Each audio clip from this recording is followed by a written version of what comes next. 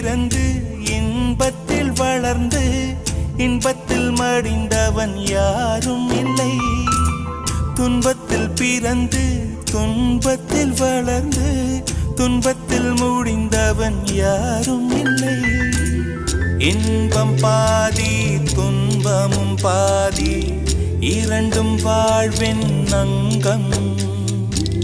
நெருப்பில் வெந்து நீரினில் குளித்தால் நகையாய் மாறும் தங்கம்.